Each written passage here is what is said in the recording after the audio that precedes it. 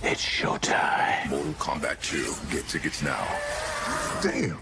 Simon, thank you so much for your time and welcome to the For Your Reference podcast. Thanks, nice to be here. I just want to say off top, in IMAX, I loved MK2. I think the thing that stood out to me the most, how emotionally cohesive the film was. In this second instance, we get more characters and we get to dig deep a bit more in the emotion.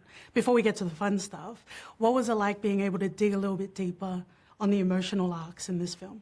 I mean, I'm glad you felt that, because that was actually probably the primary goal going into the second one, that we connect with the characters more. Not only the characters we love, but also the characters we want to hate. You know, the characters we want to see them get their comeuppance, and that's why Katana and Jade and Shao Kahn were brought in, and Sindel, because they represent a pure set of emotions that we could work with. You know, what their story is in the Mortal Kombat lore.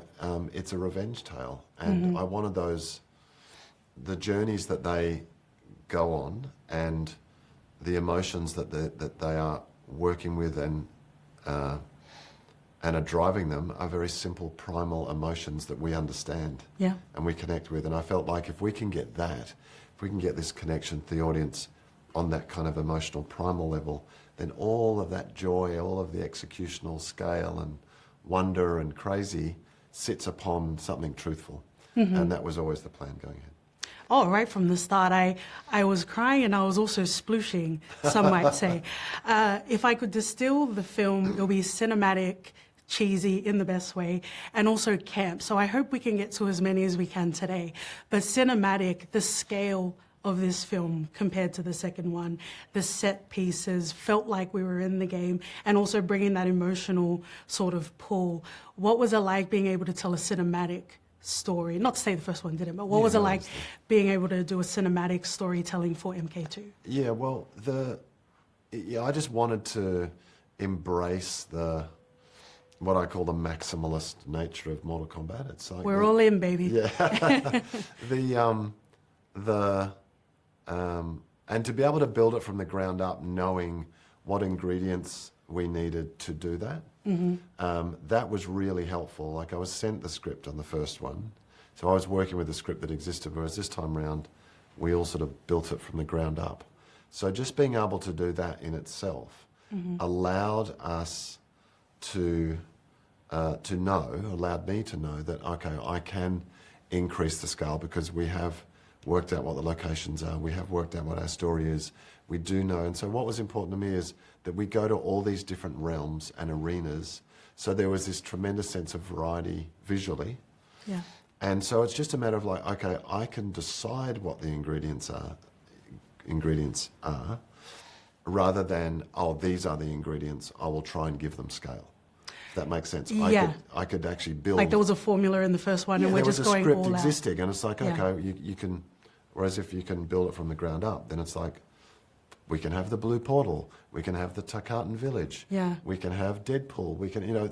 So we brought all those things in, and that allowed us to really feel the bigger swing, and you feel it on the screen.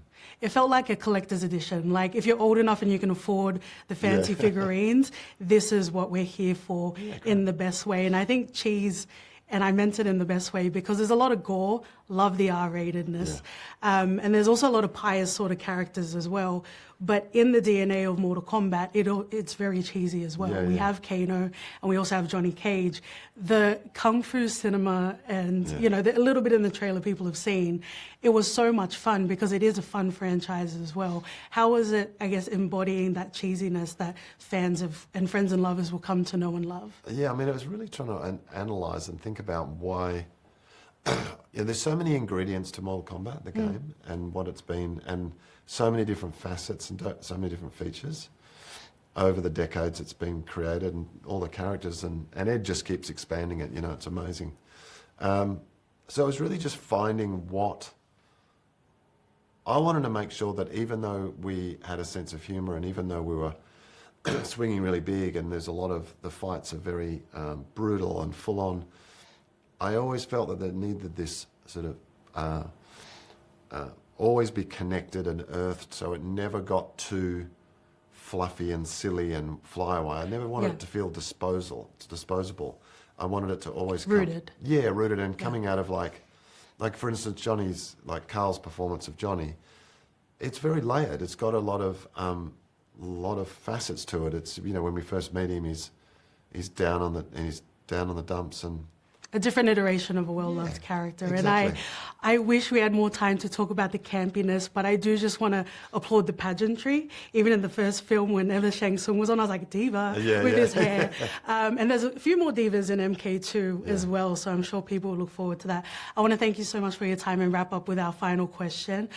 We finish off our reviews with a recommendation. So what would you pair with MK2? There's an obvious answer. As a double feature. As a double feature, Yeah. wow. So like same vein or completely different, Okay. however you like. How do you want people? Well, I will say watch In the Mood for Love by Oh. McQuoid. Because that's, Beautiful. look at the colour and look at the detail and look at the richness of that. And I was sort of, that is one of my favourite films. So I'd say they make an interesting pair. That's a different sort of get over here, isn't it?